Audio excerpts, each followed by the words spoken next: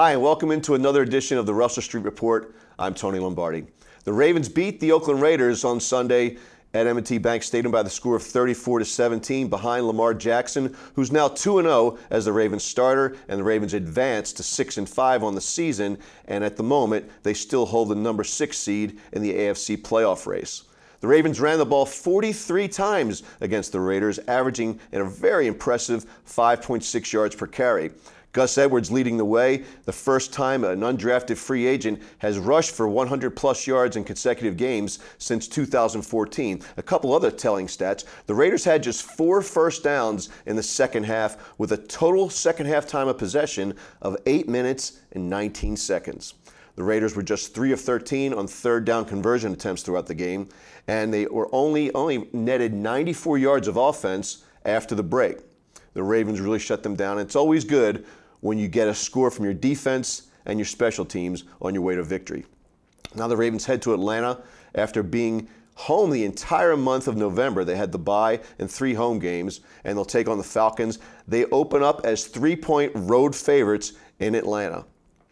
Joe Flacco, he might be ready to go on Sunday. He might not be ready. But if he is ready to go, will he be the starter? Or will the Ravens continue to ride the momentum train established by Lamar Jackson? Is there a quarterback controversy in Baltimore? There just might be. We're going to take a quick time out. When we come back, we'll talk to Dev Panchwagh about the Ravens' performance against the Raiders. And later on in the program, we'll be joined by WJZ-TV's Mark Viviano. So don't go away. Keep it set here on the Russell Street Report.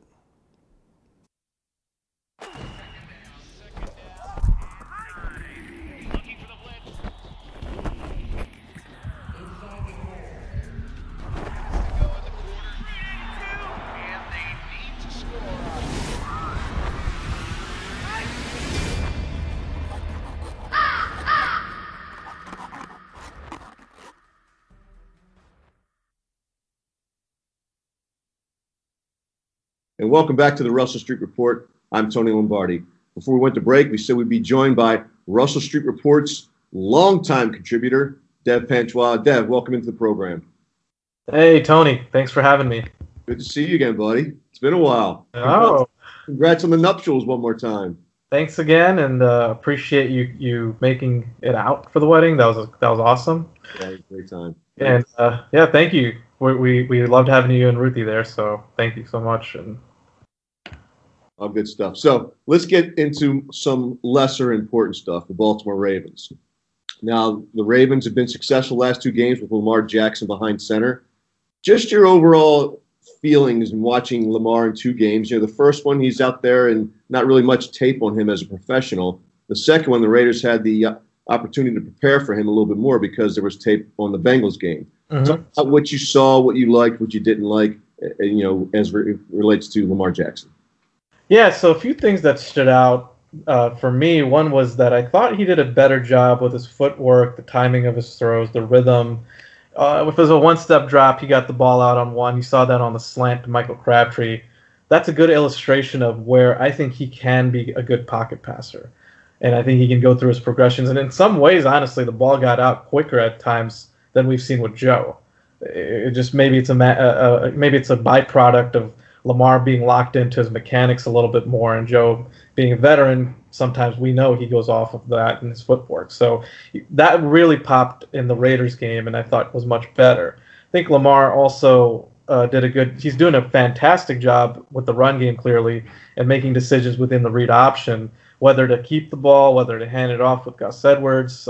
You saw a little bit of a flub with the fumble exchange, but other than that, it's been very clean. And he's done a terrific job overall of reading the defense and making decisions. What I would say in terms of things that he, popped out in terms of miscues, clearly yesterday we saw the first of those rookie quarterback mistakes, whether it was, not keeping track of the play clock after the big play that they had, and then also the miscommunication with Marty Mornhinweg. You saw a couple of times they didn't get those things squared away, which we didn't see in the Bengals game. You saw that pop up in the game against the Raiders, though. Well, it's a lot to process for a rookie quarterback, and he's, jumping right into the middle of a pennant race, trying to make their way into that number 6 seed, or maybe even better, number 5 seed if the Los Angeles Chargers falter a little bit. But So you got to give him a lot of credit for his poise, really. But the one concern I have, Dev, watching him play, is when he has to throw the ball outside the numbers. That concerns me a little. Yeah, and so that yesterday was encouraging. The throw to Mark Andrews on the run, he timed it really well. Again, this gets back to when he times his throw, the ball's out in front of the receiver. You saw that also on the throw to John Brown, which didn't count, unfortunately, because of the Orlando Brown hold. But yeah, I'm with you. Still in terms of accuracy, they haven't attempted too many of those outs. They haven't attempted too many of those comeback routes. I think there's a reason for that, because in terms of him getting the ball on a line and it being accurate, it's still not showing up. And well, it'll be interesting to see if they try that more. But everything is kind of inside right now, and he's got good timing on those throws. And when the ball gets out in front of the receivers, they're able to make something happen. So that's a positive. But yeah, I'm with you. The outside throws, the accuracy is still very much in question. The Ravens ran the ball 43 times against the Raiders, Dev, and they averaged 5.6 yards per carry. Pretty impressive. Talk about the differences of the Ravens offense when Lamar is playing quarterback, running the football, versus Joe, and what defenses have to account for, and probably leads to a lot of that success that they've had. Well, just think of it. It's all about a horizontal running game, right? I mean, left to right, sideline to sideline. That's the action. The linebackers are moving sideline to sideline a lot more because of it. They're anticipating the possibility of Lamar Jackson getting out of the pocket. And so all of a sudden you're having to account for that. And then at the same time, the Ravens have, I think, adeptly, and you got to give the coaching staff credit for looking at Gus Edwards and saying, this guy pops the run inside so quickly, he doesn't dance around like Alex Collins does. So he's getting on top of these linebackers immediately as they have to account for potentially Lamar Jackson getting outside of the pocket. So thinking also about eye discipline if you're a linebacker, right? You're having to account for three different at times, if they incorporate Montgomery too into this, 3 different run plays out of one formation. That's a lot of stress to put on, especially on the inside backers. That's a lot of stress to put on them.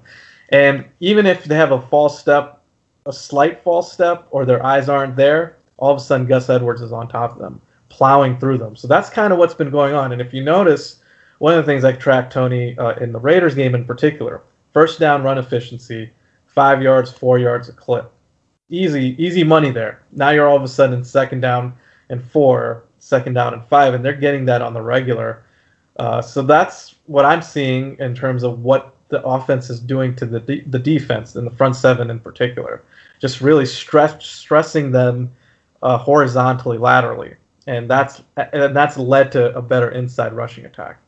Well, it's kind of common knowledge in most sports, really, but when you can make players think a little bit more about what they can expect, when they think too much, they don't play as fast. And I think that when you have that suddenness of Edwards being such a north and south guy, he's the first undrafted free agent since, I think, 2006 that has consecutive back-to-back 100-yard games. So pretty impressive and also impressive from the coaching perspective to recognize that for Lamar Jackson, he's a better fit.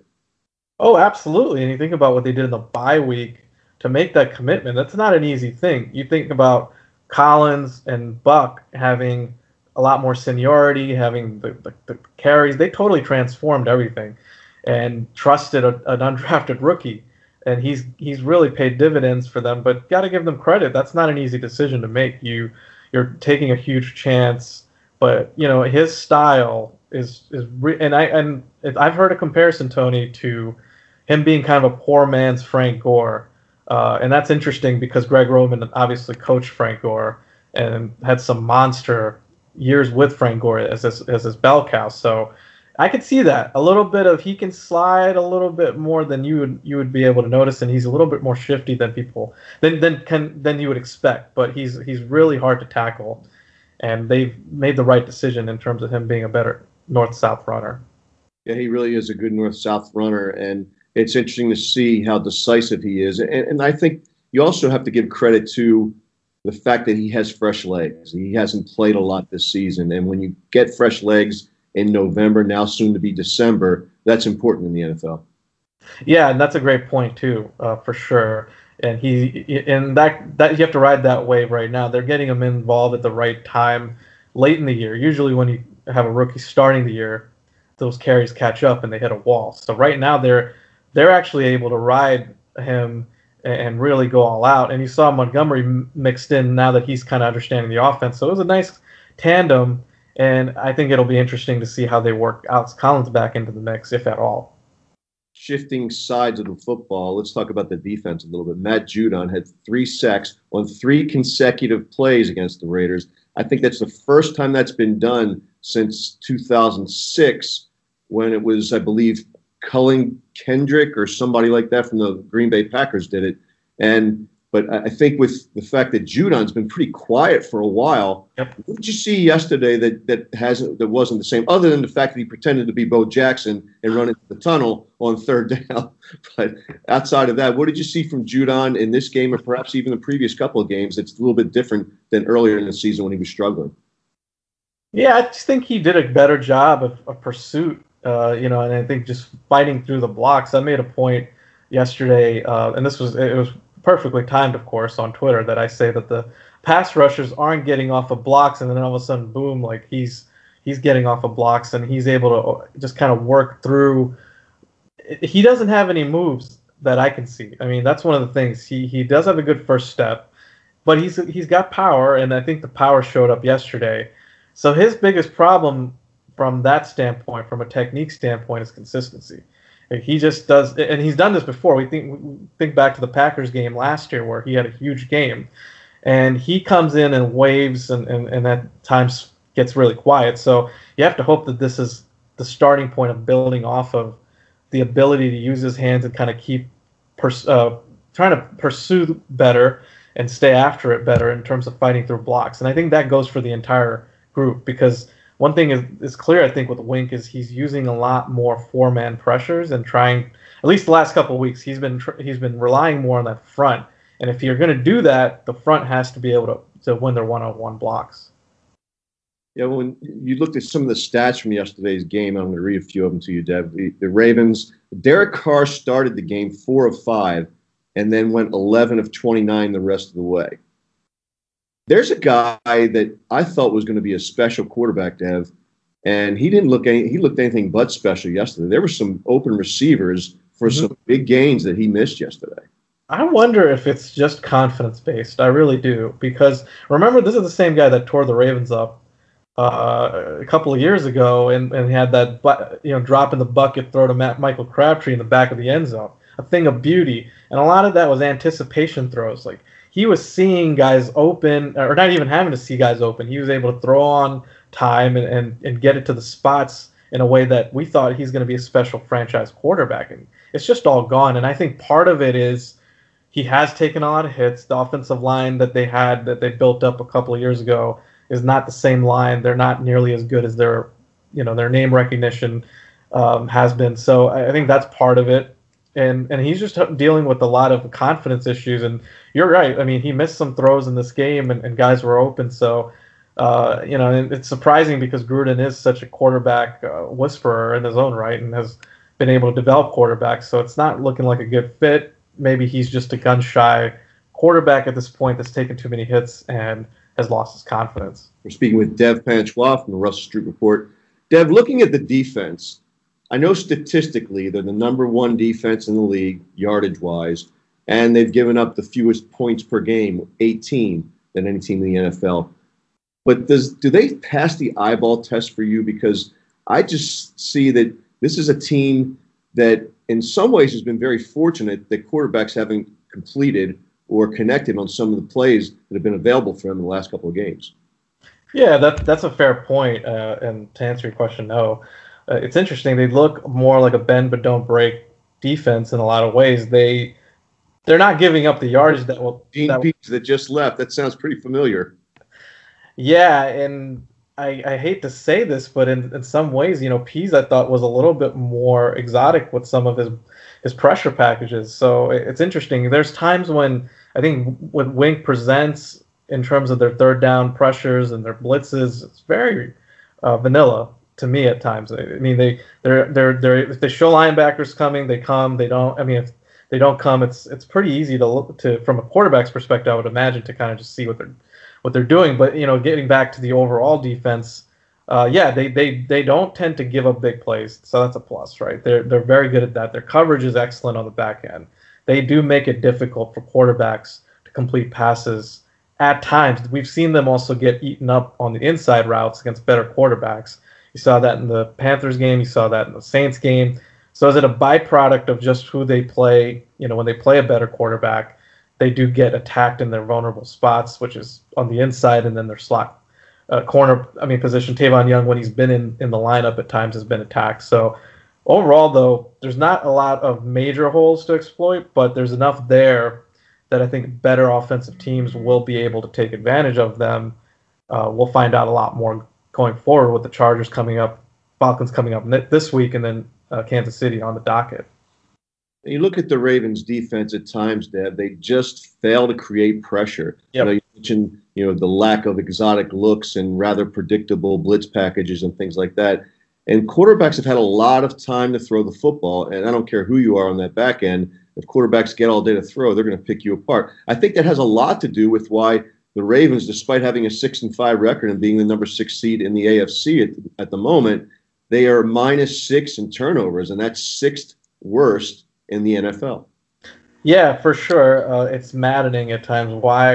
It's maddening to see the lack of pressure. It's taken a nosedive, and especially the last few games. If anything, I think the coverage being as good as it's been, it's helped the defense not be nearly as bad in certain ways, right? The coverage has actually been so tremendous that they have been able to get off the field and force those incompletions.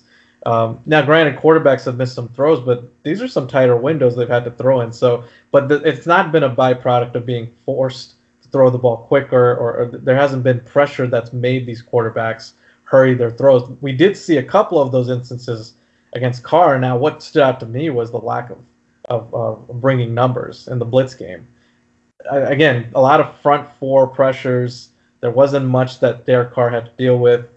He got flushed out on the one play, and he threw the throw to Cook, and Cook just made an amazing touchdown grab that you're not going to see too many times. That's one of the best catches I've seen in the last 10 years, and that's not an exaggeration, just because it's harder to stop your momentum and go get the football and keep your feet in the way you did. So if that's what's going to happen when you bring pressure, if you're worried about plays like that happening, I mean, I don't know. I think you got to take more chances. That's really the key here, to force some of those turnovers. And I agree with you. The pressure or the lack thereof is the biggest reason why I think they are in the hole that they are from a turnover with the turnover margin being as bad as it is. Now we're talking with Dev Panchwagh from Russell Street Report. Dev, flipping back over to the offensive side of the football, a few things happened yesterday I thought were interesting in terms of the development of Lamar. He took some shots downfield. One was called back because of a holding penalty against Orlando Brown Jr. But overall, I thought he threw the ball deep very well.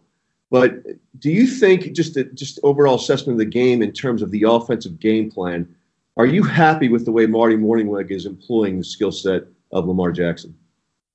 I would say on a scale of 1 to 10, like I'm at a 7 or an 8, which is really good for me because I kind of, I don't hold back when it comes to Marty. I don't, but I think he's done a very good job, and maybe it's a combination of Marty, Greg Roman, all those guys together, kind of in the lab, figuring out how to best get Lamar Jackson comfortable, and also at the same time incorporate all these elements. We're talking about the read option, we're talking about RPOs, we're talking about the zone read, you're talking about multiple shifts and motion, right? They're not doing everything. They're not necessarily, this isn't Andy Reid right now. They could do more, I think, and they may. But I think overall what they've done is, so far from a sample size, has been really good. Now, the one thing I will say, they need to use more play action. You saw the completions that Lamar had, some of the timing on those play action plays really worked out well. And when you add that element in with the fact that they're already doing the read option, now you're going to have huge opportunities, huge windows, and even coverage breakdowns like we saw on the throw to Andrews. So that was the one thing I would say, is that in the first half of that game, not only did they throw the ball a lot more than I would have thought they would have, but when you're throwing the ball, it doesn't have to be a straight drop back every time. So using play action, I think, almost every time right now is the formula, because that's how Lamar is also able to execute better, and they're able to take advantage of the run game. So that would be my biggest criticism. But overall, I think they're doing a very good job. I'd give them like a B, and like I said, a 7 to 8 out of 10. Yeah, good points on what he's doing with Lamar, because when you looked at the game yesterday, I think that you saw some opportunities out there on the field. And I think given Lamar's unique skill set, they're getting more and more one-on-one matchups on the outside, which is going to be good for him because he still has to learn. As we've seen, when he throws into double coverage, bad things can happen. Absolutely. Yep. Yeah, you have to be able to take advantage of that, and that's going to be the question. And when teams feel comfortable with just manning up the receivers outside, what's going to happen in those instances? Can he deliver the ball in those tight spots, in those tight windows? So the Ravens are 6-5. They head to Atlanta. They've been home, Dev, for the entire month of November, so you can't say that they're road weary at all. So they're heading to Atlanta, take on the Falcons, and the Falcons have been struggling as of late, and they're giving up 29.2 points per game at home. They're also the 25th ranked rushing defense, and they're 28th overall on defense. What do you do if Joe Flacco is healthy and ready to go against the Falcons? Do you play Joe or you stay with Lamar? Because in my opinion, winning on the road in December, you need to be able to run the football to take the crowd out of the game, take the big play capability away from the Atlanta Falcons in this case. Your thoughts on that? It's interesting because Atlanta is built in a lot of ways, and their foundation is the Seattle defense. If you look at it, they're built that way. Play a lot of cover 3 and a lot of cover 1, but that's not a defense that's built to stop the run. And if you look at their defense, it's been decimated throughout the season with injury. They're a lighter front, but they have speed. But that kind of lends to another Gus Edwards pound the rock type of game, because he's an anvil inside. And now you see Ty Montgomery also bringing that same level of power. It's deceptive power, but he can bring it on the inside too. So I think if you're just looking at this game and this is your season, because every game is that now for them, their best formula still, to me, is to go with Lamar Jackson and to continue to run the ball. I agree with you that this formula has a lot better potential in the long run in this stretch for them. Time of possession is critical. They're winning that battle. They have been winning that battle quite easily. And against Atlanta, offensively, which we know they've got the ability to be explosive down the field, I think it just sets up better. And for a team that, I think defensively, like Atlanta, has been kind of decimated, this is the best way to kind of take the air out against them. And I could envision a scenario where Joe comes back and is rusty, and he might be right for being rushed, pass rush, for example. The offensive line, the pass protection changes up. And also, he could even be right for some mistakes in that game. Whereas I think if you keep the ball in Lamar's hand and you stay with the ground game, I think you have a better chance. Yeah, I agree with you. And we'll see what happens. We'll see if I don't see Joe as being a backup quarterback in the game. Either he's going to be the starter or he'll be inactive again this week. That's my opinion. Your thoughts? Yes, and it'll be interesting. Is he recovered enough? At that point, I think it could be convenient enough that he still isn't healthy enough, and at that point be inactive. To your point, because I don't foresee him. That's another problem together. That if he's going to be the backup and not willing to be a backup, because there's easily a scenario in which we saw Lamar pull up on that 39-yard run. I think it was 39 yards. Yes. Well, what if that happens in the game, right? Is at that point, is Joe going to come in, and are you feeling good about it? It's a tough call. Maybe better off with RG3 coming in. It'll make for a lot of interesting discussion throughout the week leading up to that game in Atlanta. Just a couple of quick stats, though, Dev. In his first 2 starts as a Raven, Joe Flacco had a passer rating of 55.7. Lamar Jackson, 63.5. Plus, there's nearly 200 yards of rushing offense that you add on to that. So I think it's Lamar actually, because I wasn't a real fan of the pick, Dev, but he's doing better than I thought he would. What's interesting about that, Tony, is that 2008 team ran the ball really well. So that just goes to show you what that means in terms of context. This is kind of unforeseen from any NFL team in terms of how. Now, granted, they went up against like the two best scenarios you could absolutely picture when you're trying to get your run game going again. But I don't think that it's a mirage. I think that they're a very, very good running team with him, and a lot of that is because he's making good decisions with the read option. And we'll see. Teams will adjust, but I think fully that he has. I think, and I said it before he started, that this was going to totally change and transform the running game all the way and turn them into a more effective running game. Now the question is, is that enough? And I don't think we have the answer to that just yet. So let's flip to the other side of the ball. We're on defense against the Atlanta Falcons. They've got a lot of firepower on the outside with Julio Jones and Calvin Ridley, Mohamed Sanu. What if you're the Ravens defensive brain trust and you're in that room? What kind of game plan would you like to see them put together for the Atlanta Falcons? Well, to be honest with you, I know we talked about this defense being conservative at times, and I thought they could have revved it up a little bit more against the Raiders. I don't think that's necessarily the best way to go against the Falcons. The teams that have been successful against them have played some more zone and just kept the plays in front of them, and I think forced Atlanta to run the football, which they just haven't been able to do consistently without Devontae Freeman, who's their best inside runner. So I think you stick with that script, and you hope that Judon can build on this, and that those front defenders can get after it, get after the quarterback without necessarily having to rely on extra numbers. And frankly, I think shorten the field a little bit. And Atlanta's been one of the worst red zone offenses for a while now, and that's been their Achilles heel. If you look at it, their last 3 games, I think they have scored 19 points or under, which is majorly underachieving for the talent that they have. So get them in the red zone, force them to kick field goals, and also limit their possessions, which you're naturally going to be able to do with the offense that the Ravens have been running. So the Ravens try to advance to 7-5. Will they get it done? I think they get it done. They're going to have to do a better job of taking care of the football, and they're going to have to generate a couple of turnovers. This defense needs to make a couple of plays for once, which we saw them break through a bit. You hope they can build on that. But I do think they get out of Atlanta and they get the win. Atlanta's a fading team right now, and you just got to play bully ball against them and force them into a street fight, which I don't think they're up for right now. Right. I agree with you. There he is, Dev Panchwagh from the Russell Street Report. Dev, thanks for joining us. Thanks. My pleasure. Looking forward to joining you guys again. Absolutely.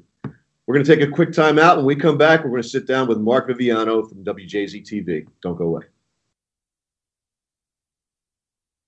Like 33rd Street was to Colt fans, Russell Street will become legendary for future generations of Raven fans. Not only is Russell Street the team's address on Sunday, it's now home to the website voted Baltimore's best 5 years in a row.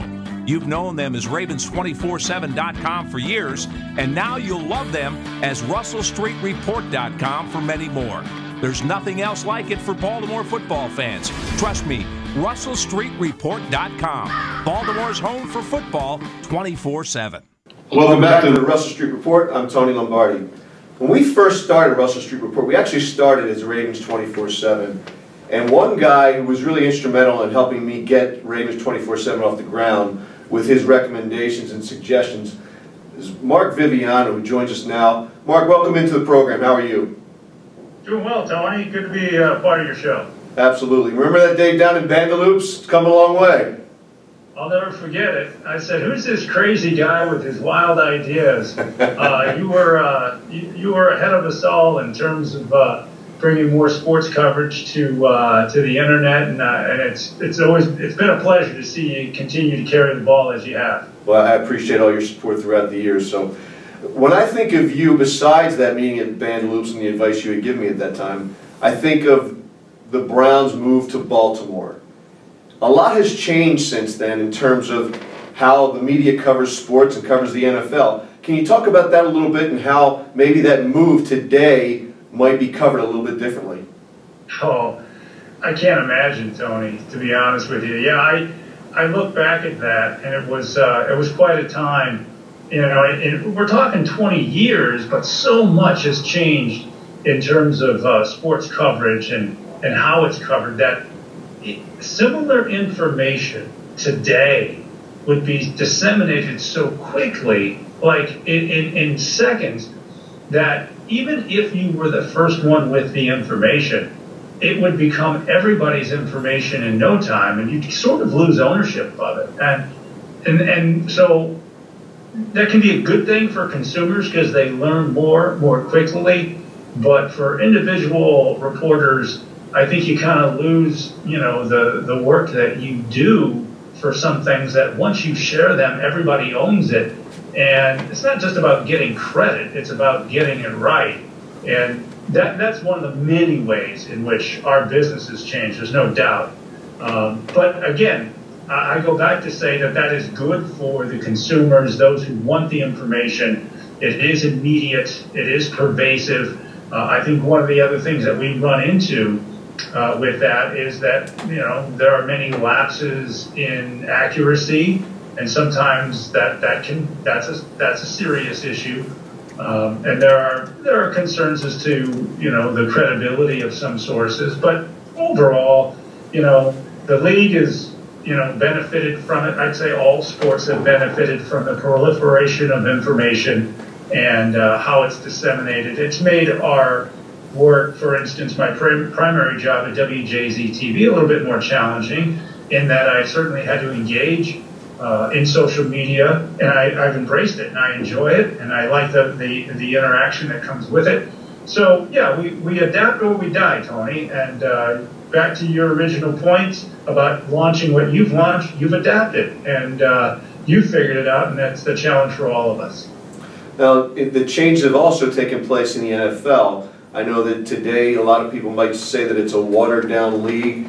Some will say that some of the founding fathers, or back to Pete Rozelle, would be smiling because he achieved the parity in the league that he sought. So the Ravens, when you look at them since Super Bowl 47, they're sort of a model of mediocrity. They're right there, what are they, 46 and 45 or something close to that since Super Bowl 47. It's been a roller coaster ride for the Ravens ever since winning that Super Bowl. Talk about that and talk about the 2018 season as you see it today. Well, I think we have finally seen in his 11th season John Harbaugh sort of concede to and embrace the very thing you described. As we have heard John say repeatedly, it's a 500 league. And you could put whatever description on that you want, mediocrity, parity, watered down, but it's the competitive reality of a league of 32 teams that is built for everyone to basically be as close to 500 as possible. Then it plays itself out, and you'll have 3 or 4 teams that will distinguish themselves as consistent winners, and then those 3 or 4 who are consistent losers. And then you've got 8 coaches inevitably who lose their job at the end of every year. And it cycles on. And then there's a draft in which the teams that finish the worst get to draft first in an effort to make them back toward the top of the league. All that being said, you're right. Since winning a Super Bowl, the Ravens are that 500 team. Very, undistinguished run of just one playoff appearance in 5 years, and fighting and clawing like heck to get back into it this year. I'd say my assessment of the team this year is, I'll sort of rewind to the start, and, the drafting of a quarterback in the first round, it got a lot of hype, but now you see it's got a lot of legs, quite literally, those legs of Lamar Jackson and how he is carrying this offense and appears will continue to do so, maybe all the way to the end and possibly to a playoff berth.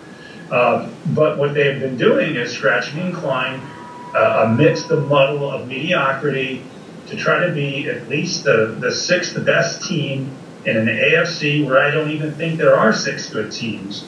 But they have to pick 6 of them, and you can be one of them. And once you get into it, there's no telling what sort of success you can have. So I would say in many ways, this 2018 season for the Ravens has gone, I'm not going to say exactly to script because no one knew that Flacco would get hurt, but it's allowed the Ravens to begin making the transition to the quarterback of the future that they drafted in the first round. You don't draft quarterbacks in the first round to have them hanging around.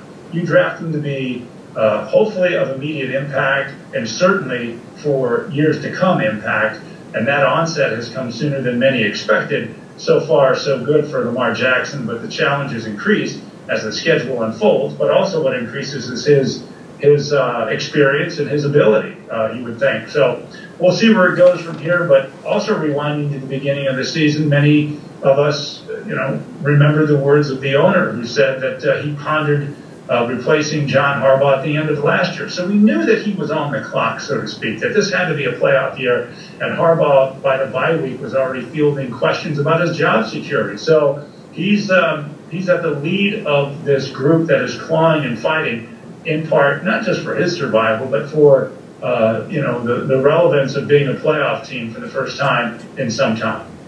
Speaking of the quarterback situation, Viv, there's this slogan or cliche called recency bias. And what it really means is that things that happened most recently seem to carry more weight in a discussion. And that lends itself to the discussion of Lamar Jackson versus Joe Flacco. Now, if you had said to me earlier in the season that Joe Flacco would go down for a couple of games due to an injury, I would have said, well, that's the reason they brought RG3 along. But that's not the case with the Ravens. They decided to go with Lamar Jackson. Now, Joe is trying to make his way back into the lineup, trying to get healthy. It leaked out yesterday that he's not going to be available for the game against the Falcons, that Lamar is going to get the start. But once he's healthy, where do you think the Ravens go with the starting quarterback position? Well, my sense is, and I wouldn't go to the bank on this because you never know. It's a league of week-to-week matchups, and it really depends who your next opponent is before you make a declaration as to, how you're best suited to win any particular game. That being said, it would appear, and if it's recency bias that you want to label it as, then go ahead. It really doesn't matter. I really believe that Jackson is the one that has energized this offense and given them some level of hope and potential that as he becomes more comfortable running the offense, that they are a more productive offense. I mean, we've seen it, albeit against some pretty poor defensive competition, and that may be his ideal way to integrate him into a starting quarterback into the NFL, that he's more than capable. Are there rookie mistakes? Of course, because he's a rookie, so that's going to be a part of it.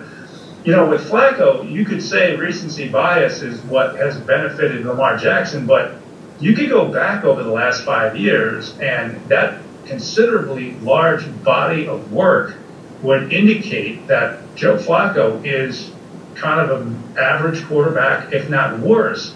If you look at some of his statistics and some of the output, and it's not all him, it's a football team. There are 11 guys on the field. He's certainly the most important on the offense, but there have been a number of failings around him.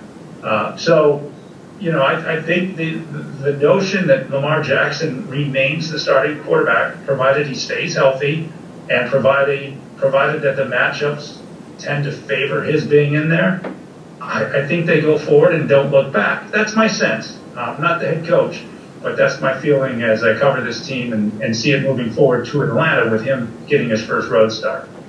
Viv, one of the other programs we have here on Fanimal Radio is the Armchair Quarterback. And one of the things we talked about on that program this week was the idea of having both Joe Flacco and Lamar Jackson in the game, in the same game, not the way the Ravens have done it with Joe flanked out wide, left or right, but actually running series of plays where Lamar actually has the offense and Joe's on the sideline, and then Joe comes in. And the idea being, is there a way that Marty Morningweg could coordinate the offense in a way that they can take advantage of another team's weaknesses both through the passing game and the running game while using both quarterbacks? Do you think that's something that's possible? And a second part to that question, do you think that's something that Joe Flacco would even embrace?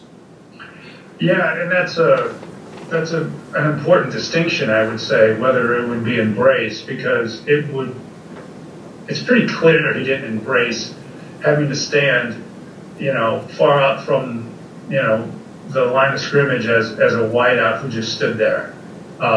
Would this change things for Joe? Would he be more interested in doing it that way?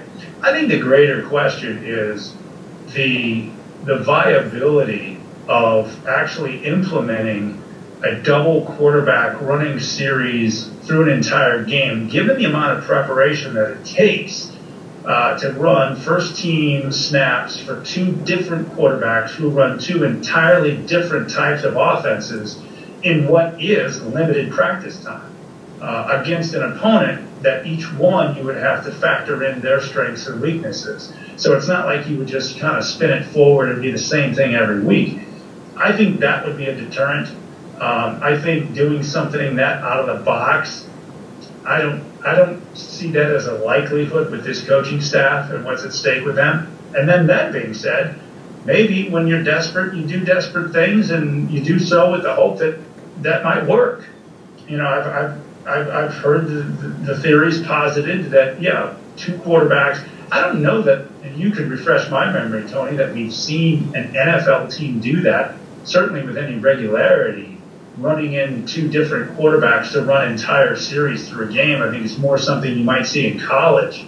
But again, if you want to put your stamp on something different, that would be one way to do it.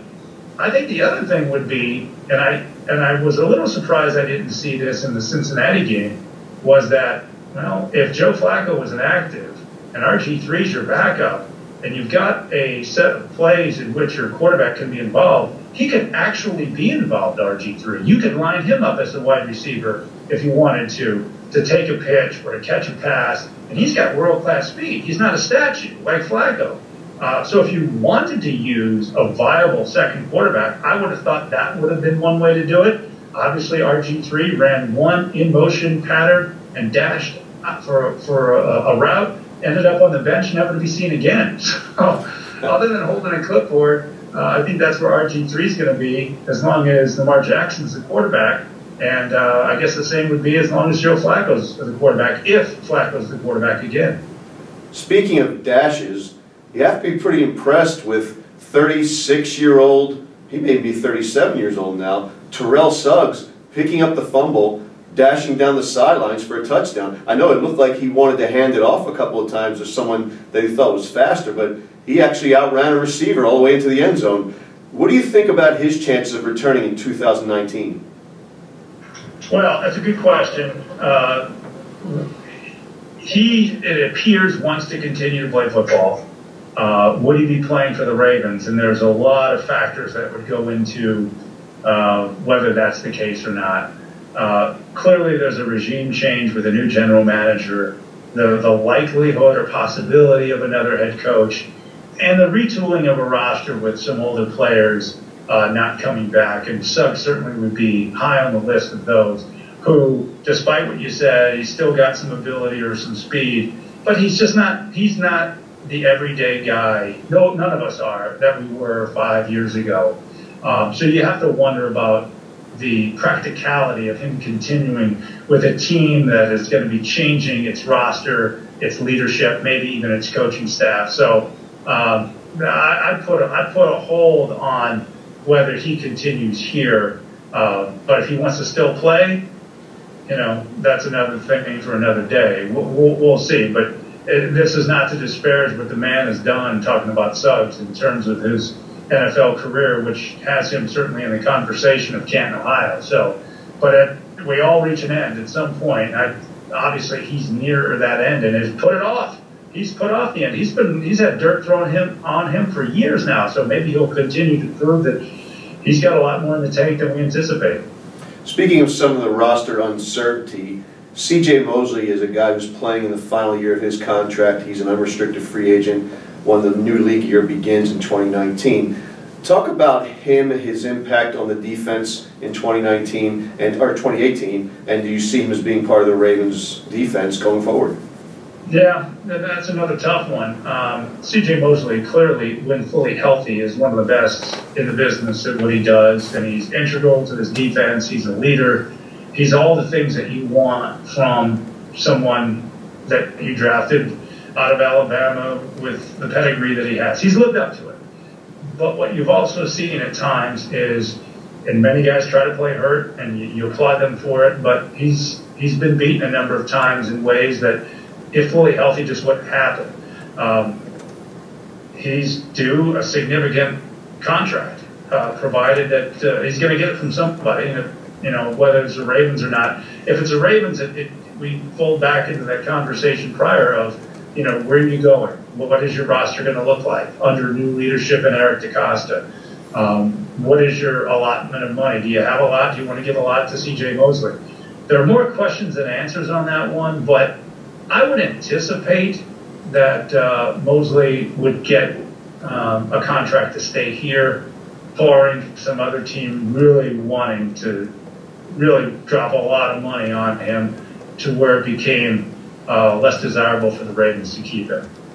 I know one of the things that the Ravens are likely to do this offseason is to try to put together a roster that's a little bit more exciting with some playmakers, because that's been a criticism of the Ravens, that they've been kind of a humdrum team. And attendance seems to reflect that. The eyeball test tells you that attendance is off about 20%, and sometimes 25% in games.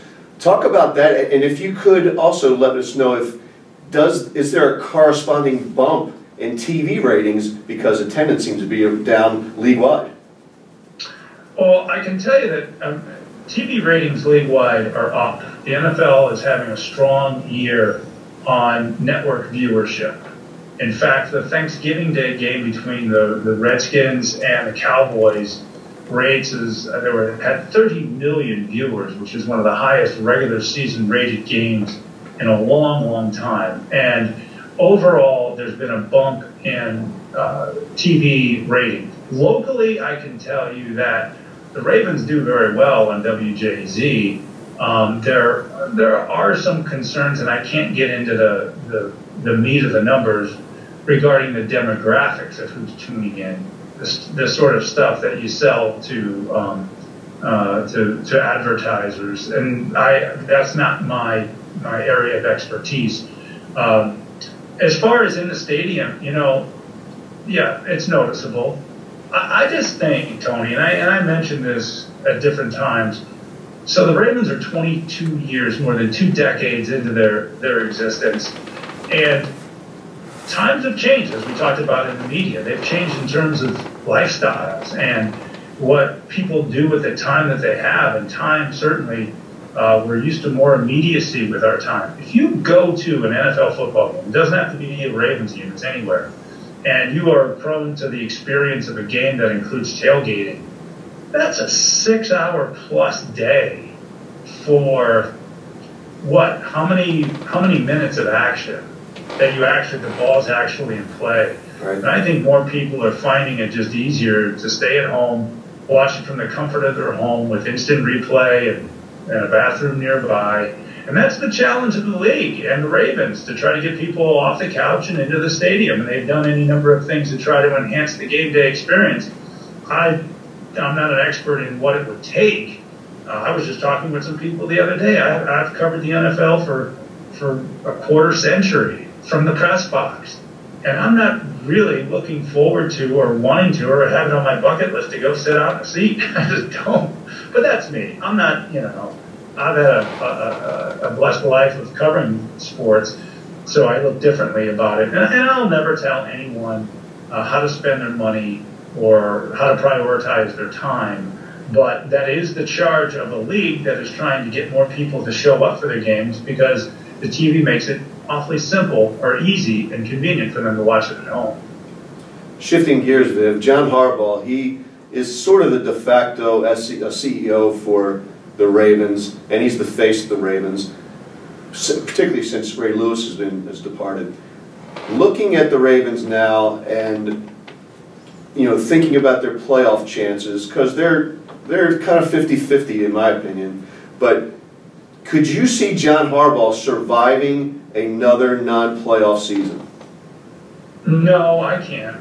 I don't see it. In fact, you could make the argument that even if they do make the playoffs, the Harbaugh run may have run its course, and that that wouldn't be unprecedented.